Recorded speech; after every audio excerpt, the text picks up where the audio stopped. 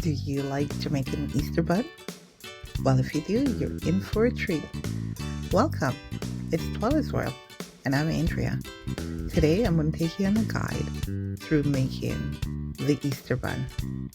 I first tried it in 2022 and 2023, and we went back at it multiple times in 2024, and now it's official. We're no longer buying bun, we make our own. This recipe is the original recipe of one of my dearest friends' grandma. It goes back longer than I've been alive. So this is basically all that you're going to need. I do the vegan version, so I substitute flax seeds for eggs. There's no animal milk or fats used in them. I'm putting the original instructions on the screen, and then I'm going to give you a breakdown. So it's basically combining everything in a large bowl and mixing together, similar like you do when you're doing the Jamaican black cake. Except this time around, we're making bun. So you're going to combine the malt or stout if you got it, sugar, milk, butter, molasses, and such in a large bowl. You might be wondering, how did we end up here? Well, let's go back a little bit. Actually, no, we can't. Okay, what are we going to do? You're going to pour that in. Give me some spoon, some of the flour in. Well, the steps are simple and straightforward. Very easy to follow. I'm using a spoon like my grandmother would have used. Come. Then add the dry alternatively. So that would be your flour, your baking powder. I do cheat by adding a little bit of yeast just because I know there's other method of making bun. But I find it helps to give you that moist texture so your bun doesn't get dry from over baking. Once you've added all the dry ingredients, in my head, but I remember when you and my aunt would say, when it burns, you know it's working. What is burning?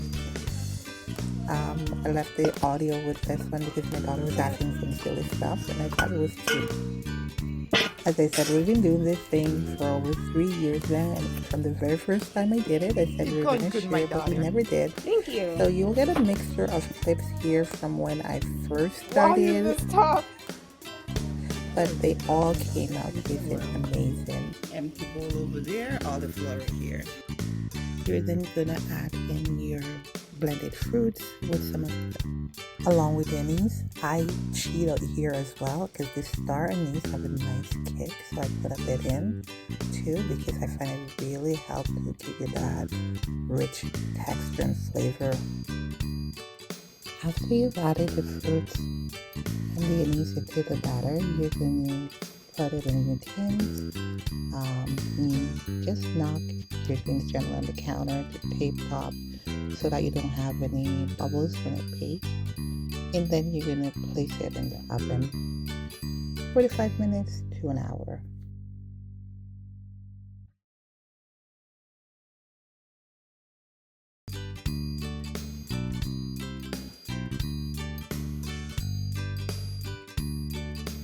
At about a 45 minutes mark, it will be time for us to make that beautiful syrup to top your bun. You will need a half cup of sugar, a tablespoon of margarine, 2 tablespoons of water. You're going to combine that into a saucepan and bring to a boil. Keep stirring until your sugar is completely dissolved. Because my family loves the spice, I toss a little bit in there. And it's up to you. It gives for a richer taste. And then you're going to pour it over your buns and drizzle evenly over the top so they're fully coated. And if it gets into those cracks, trust me when I say it will make all the difference when you bite into your bun. That's it, mission accomplished. Now you let it sit for half an hour. That would never go in my house. My husband's always ready to chop it in. So as long as your family will allow you to let it rest, let it cool, and slice, have it with the traditional Jamaican tasty cheese, or with a cup of tea, a cup of juice, or by itself because it's so moist, so rich, so delicious. There you have it. If you want to make Jamaican bun this Easter, a quick, simple, easy, no fuss, no kneading required, fun Easter bun recipe. Enjoy. Thanks for watching. Let me know what you want to do next.